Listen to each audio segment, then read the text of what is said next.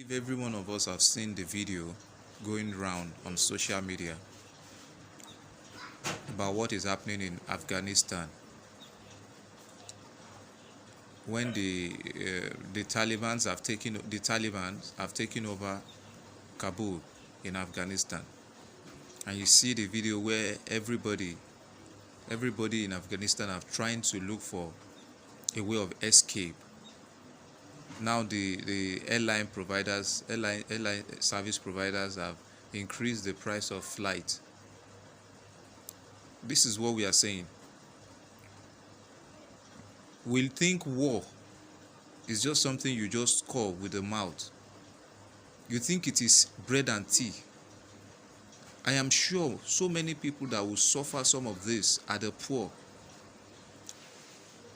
It is when you have passport that you want to travel. Although I know that with the situation in Afghanistan now, they won't even demand for any passport. But what about those that do not have money to pay for that flight? What will be their fate? What will be the fate of you that you do not have money to pay for flight in case there is a war, outbreak of war in Nigeria? Where do you want to run to? We think war is just something we call with the mouth. Look at an example. This is a lesson for us.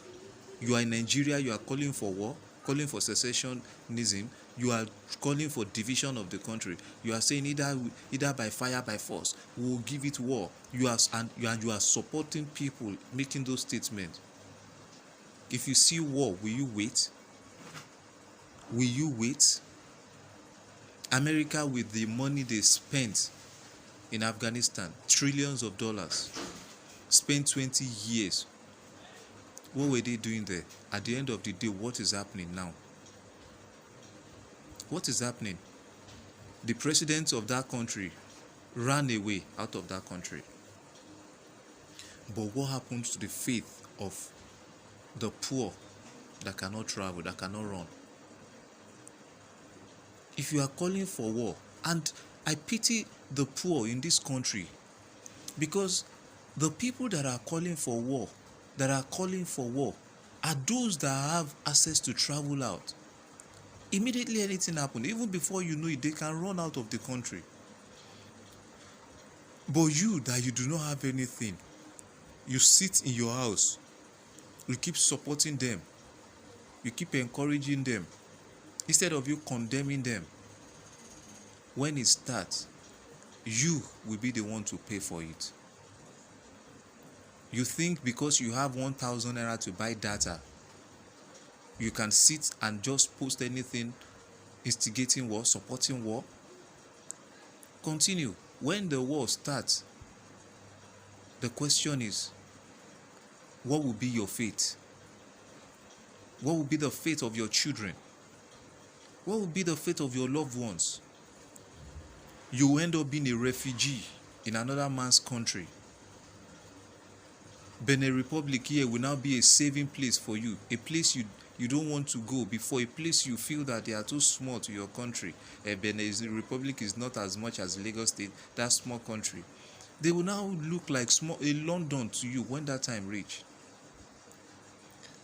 That time, even those that the middle class, their money will be nothing. Because they will have the money, they will not have anything to buy with it. We should better learn from Taliban and Afghanistan now. Enough of calling for war. All those politicians that are pushing you, you better tell them. Use your head.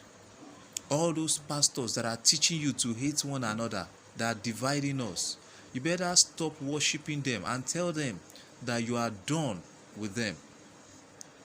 War is not bread and tea. Anybody that have ear, let him hear. Majority of Nigerians, the larger population of Nigerians are the poor. The few that are rich are using you, and you are following them.